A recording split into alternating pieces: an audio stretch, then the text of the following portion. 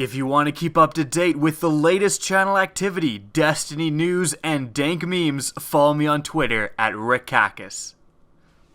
What is up, guys? Rickakis here, and today is the last day of Year 2 in Destiny.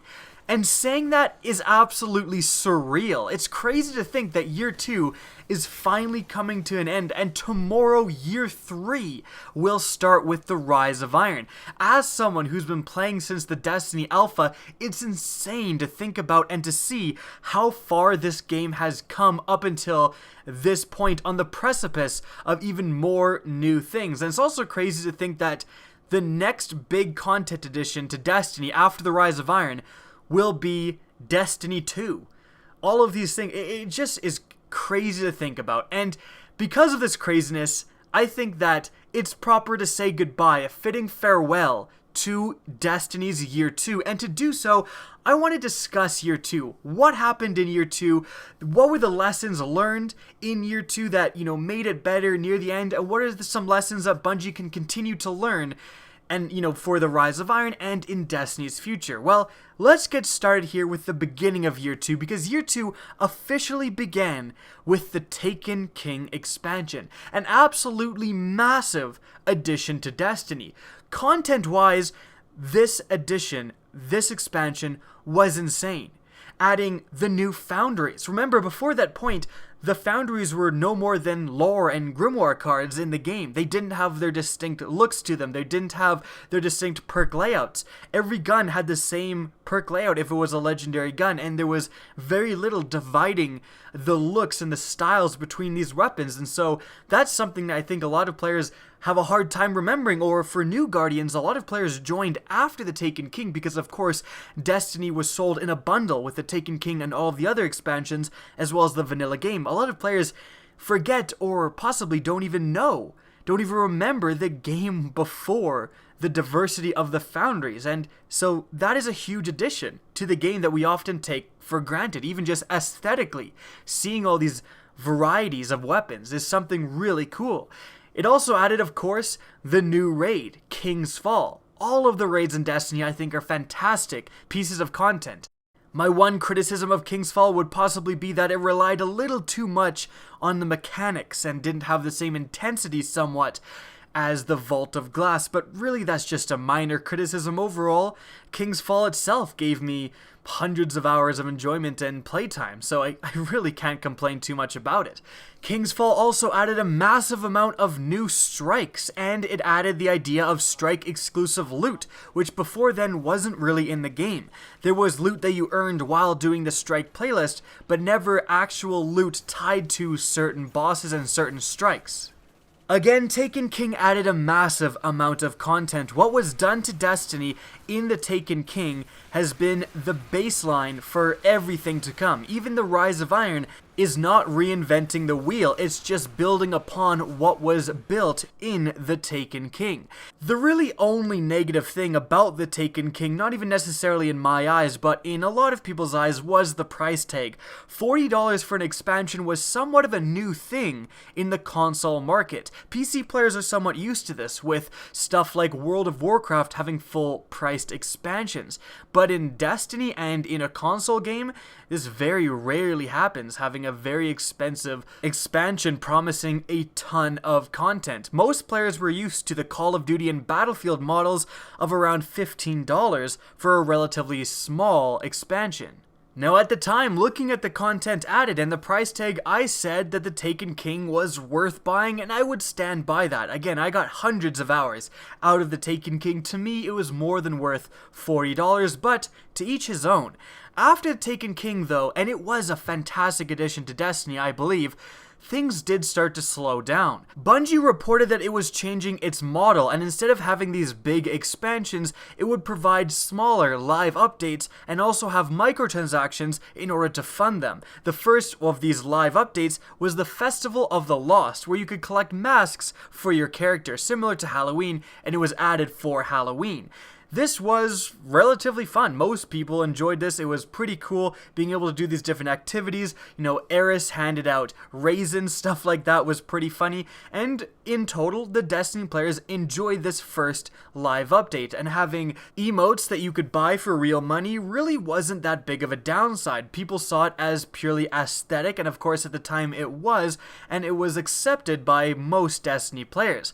As we move on though, the content did get a little bit thinner. Again, the Taken King was fantastic, but it only has so much content, and in a game like Destiny, which is very much a living, breathing world, and people are logging on every day to play with their friends, you need that constant influx of content. And at the time, Bungie wasn't necessarily providing this. The next thing to hit Destiny was, of course, Sparrow Racing. Sparrow Racing, its problem was that it was just one thing. You either loved it or hated it, and I respect Bungie for doing it, and I did have a definite amount of enjoyment with Sparrow Racing. A lot of people really liked it. And having an influx of all these new Sparrows and Sparrow Racing armor was actually a really cool thing that players could try to go and collect and so on. Now in the end, I certainly can't fault Bungie for trying something new. Again, if you don't like Sparrow Racing, it's not necessarily Bungie's fault, because I know plenty of people that absolutely loved it. However, the problem with Sparrow Racing was, firstly, it only had 2 maps, which, if you were really into it, playing them over and over again kind of got boring. And the biggest problem was that it just went away. For all the good things Sparrow Racing offered, it was a limited time event, and once it was gone, it was gone. And again, Bungie slipped into a content drought. It was also at this time that a huge, scandal broke out, because Bungie decided to secretly add skill-based matchmaking into the game.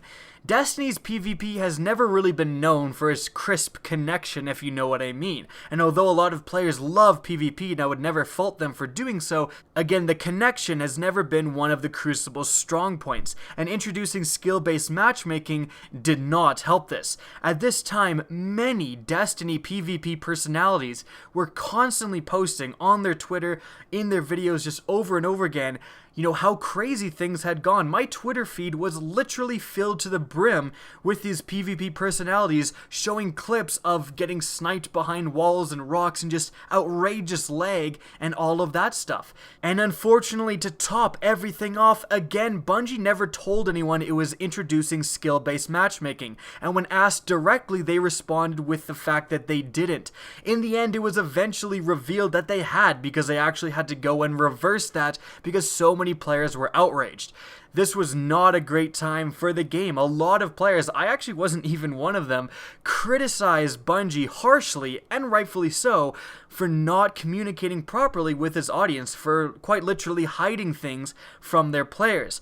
This was really the turning point, and I can see a massive improvement from Bungie at this point forward. I'm not trying to make light of what they did, and I harshly disagreed with what they did, but it's good to see that from this point forward, Bungie has been a lot better at communicating with us, and there's been no more, quote-unquote scandals like this with really false information, at least not to the level of this one. So again, good on Bungie for improving, although of course you can make the argument that they should have never done this in the first place.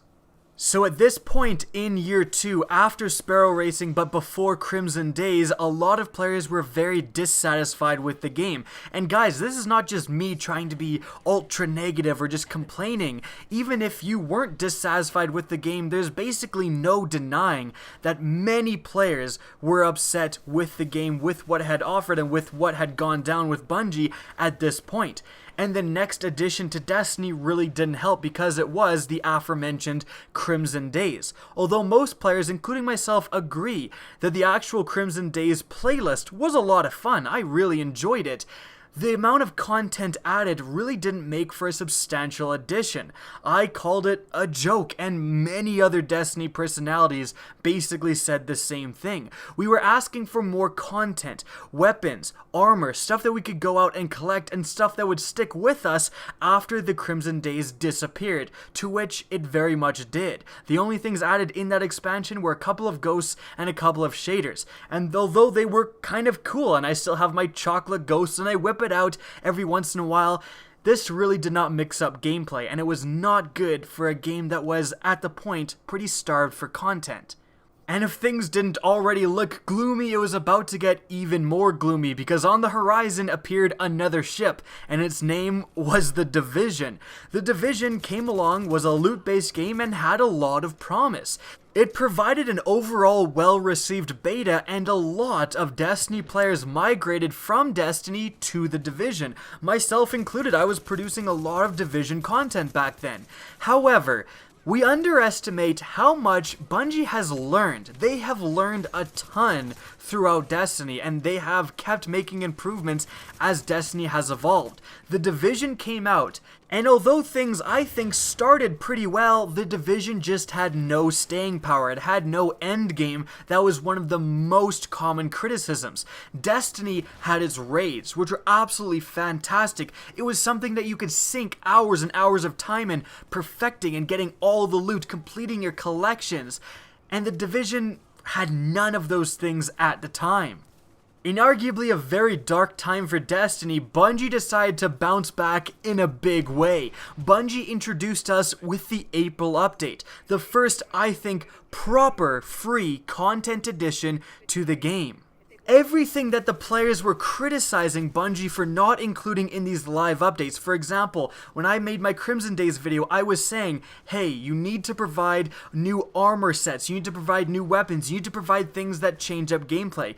A lot of people said that, hey, you're being unreasonable, it's just a free update. Thankfully, Bungie didn't listen to them and provided a free update with everything I asked for and more. Everything myself and a lot of other people were asking for and more. The April update, I believe, was really the turning point in Destiny's Year 2. It started off great with the Taken King, but things petered off, slowed down, and the April update brought it all back, adding an entirely new strike and a remade strike, both with new strike exclusive loot to go for. The leveling system was also perfected with a slow advancement system rather than just pure randomization, which many players found very frustrating. The Prison of Elders was also remade, and although this would turn out to be maybe not the greatest remake of all time, a lot of players found this very easy, it was still something to do and something to spend a lot of time in. And the best part of all of this was that even if, arguably the remade Prison of Elders and the Challenge of Elders wasn't the most fun piece of content, Bungie very intelligently tied loot to it. So even if it wasn't the most fun playing the Challenge of Elders, it almost didn't matter, because you still wanted that Challenge of Elders loot. Leveling up Varix provide you with new loot also, and when you leveled up your Crucible and Vanguard ranks, you had a crack at old desirable loot that Bungie had included into the package's loot table. There was a lot of awesome things going on, and I just can't believe how much stuff we got in a free update.